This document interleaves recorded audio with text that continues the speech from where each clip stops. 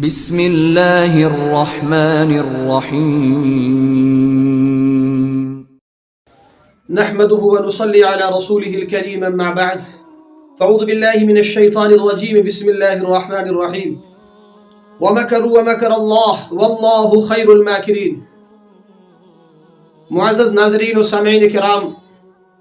اور تمام عالم اسلام اور تمام دنیا کے انسانوں،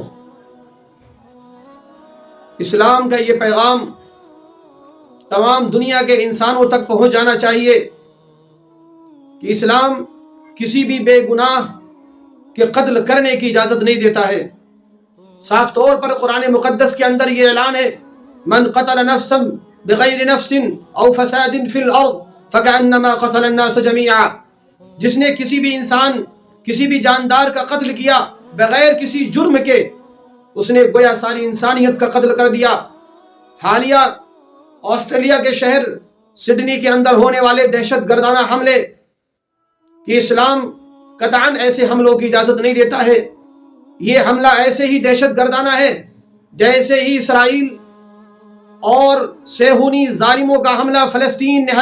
نہتے فلسطینیوں، بچوں، بوڑھوں، بزرگوں پر جیسے ان کا حملہ ظالمانہ اور دہشت گردانہ تھا، ایسے ہی یہ سڈنی کے اندر ہونے والا حملہ، یہ حملہ کرنے والے آتنکوادی اور دہشت گرد ہیں، کیونکہ اسلام کسی بھی نہتے انسان کے قتل کرنے کی اجازت نہیں دیتا، اور کسی ظالم کے ظلم کا بدلہ اس کے خاندان، اس کے قبیلے اور اس کی برادری سے لینے کی اجازت نہیں دیتا ہے۔ جیسے ہم اس کی مذمت کرتے ہیں، اسرائیلی صہیونی دہشت گردانہ حملوں کی مذمت کرتے ہیں فلسطین پر، شام پر، اور ایسے ہی لبنان کے مسلمانوں، نہتے مسلمانوں اور بچوں پر ان کا حملہ دہشت گردانہ تھا، ایسے ہی یہ بھی حملہ، سڈنی میں ہونے والا حملہ، یہ بھی دہشت گردانہ حملہ ہے، اور نہتوں کا قتل یہ دہشت گردی ہے۔ اسلام اس کی اجازت نہیں دیتا ہے، لیکن ہاں، خالق کائنات نے احمد الحمد کو کھڑا کر کے دنیا والوں کو دکھا دیا، اور اسلام دشمن طاقتوں کی سازشوں کو بے نقاب کر دیا۔ جو لوگ اس حملے کے ذریعے سے، اس دہشت گردانہ حملے کے ذریعے سے اسلام اور مسلمانوں کو بدنام کرنا چاہ رہے تھے، اسلام اور مسلمان ایسے ہوتے ہیں، اسلامی نام رکھ کر، اسلامی سینٹنس بول کر، نہتوں کا قتل کر کے وہ یہ بتانا چاہ رہے تھے اسلام یہ سکھاتا ہے۔ تو رب العالمین نے احمد الحمد کو کھڑا کر کے، ایک نہتے مسلمان کو ان دہشت گردوں کے خلاف کھڑا کر کے یہ بتا دیا کہ مسلمان یہ ہے اور اسلام یہ ہے، اور یہ حملہ کرنے والے اسلام سے کوئی تعلق نہیں ہے، یہ دہشت گرد ہیں، آتنکوادی ہیں۔ اور اللہ نے وَمَكَرُوا وَمَكَرَ اللَّهُ وَاللَّهُ خَيْرُ الْمَاكِرِينَ کا معجزہ کھلے طور پر پوری دنیا کے سامنے دکھا دیا کہ ایک سازش اور ایک پروپیگنڈا اور ایک مکر و فریب دشمنان اسلام بھی کرتے ہیں، اور ایک تدبیر رب العالمین بھی چلتا ہے، اور رب العالمین بہترین تدبیر کرنے والا ہے۔ اللہ نے اپنی تدبیر کے ذریعے سے اسلام کو بدنام کرنے والی طاقتوں کا